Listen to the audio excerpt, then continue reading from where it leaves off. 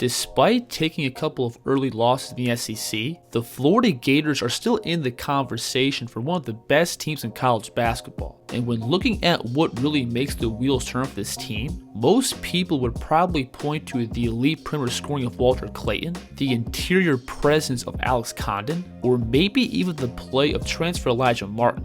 But one guy who I think has been getting overlooked this year is Will Richard, who I think is one of the most underrated two-way players in the country. Now, the first place where we have to start is Richard's defense. Physically, Will stands at 6'4", with a pretty lengthy frame, while also having really good foot speed when defending the ball, which allows him to slide and keep the ball in front, typically leading to turnovers or difficult contested jumpers.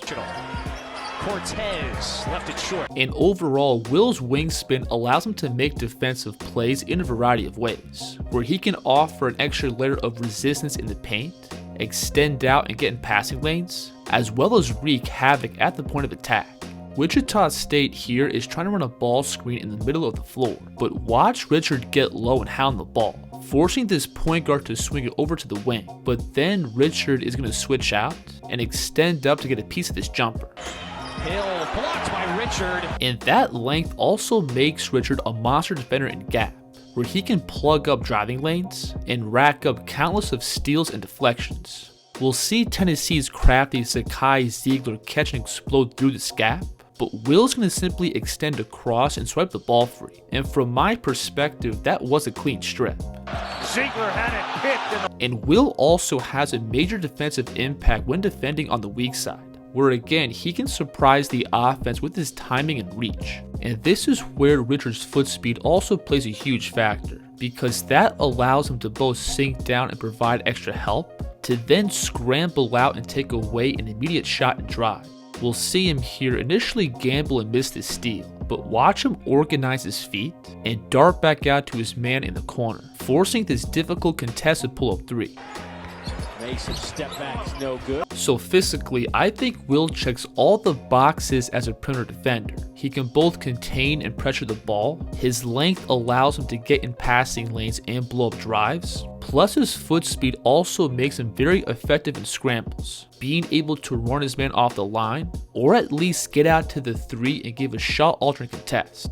Now, what really ties all these tools together is Will's awareness. Richard is constantly playing one step ahead of the offense, being aware of both his man and the ball, as well as what his other four teammates on the court are doing. And this leads to countless of possession-saving plays. Take this play for example. Florida has a brief miscommunication with this guard-on-guard screen, which forces Will to cover the next pass. But instead of selling out to the ball and giving up an easy corner three, watch Will instead stunt up, to then reach out and get in his passing lane, turning what should have been a wide open three into a dead ball. Now, the last part of Will's defense that I want to go over is his screen navigation. An argument can be made that this has been the most valuable part of his defense, and this was on full display against Tennessee, where Richard completely shut down Tennessee's leading scorer Chaz Lanier. Now, to add some context, Lanier has been one of the best off-ball scorers in the country, where he's great at working off screening actions and quickly settling his feet into jumpers. Plus, he's also comfortable putting the ball down into pull-ups or attacking all the way to the basket.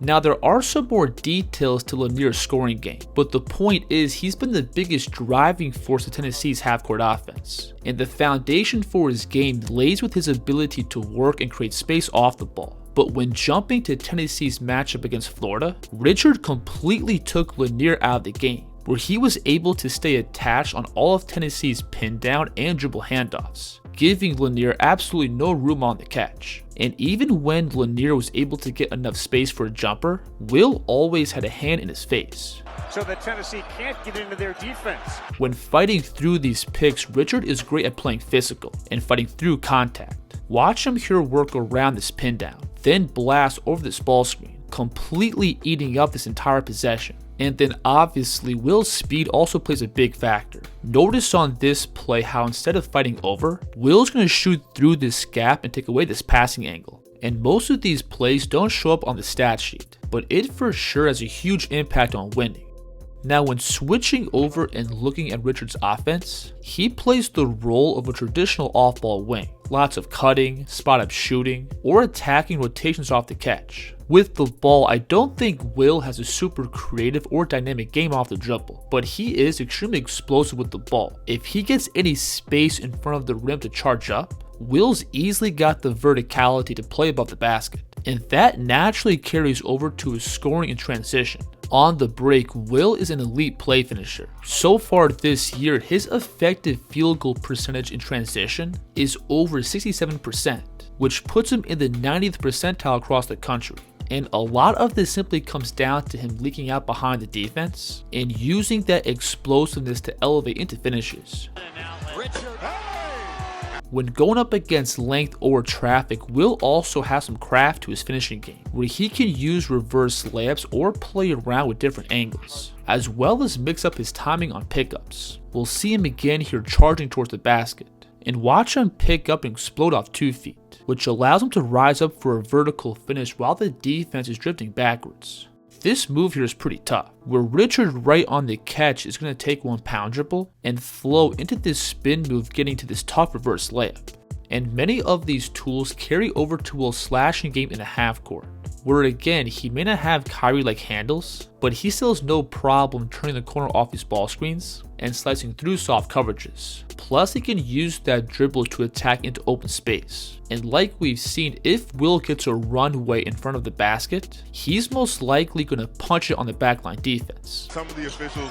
Oh, look out! This finish here is pretty tough, where Richard is first going to rip towards the baseline to then pick up off 2 feet outside the paint. And from here, he's got the control to lift up and get to this finish on the other side of the rim.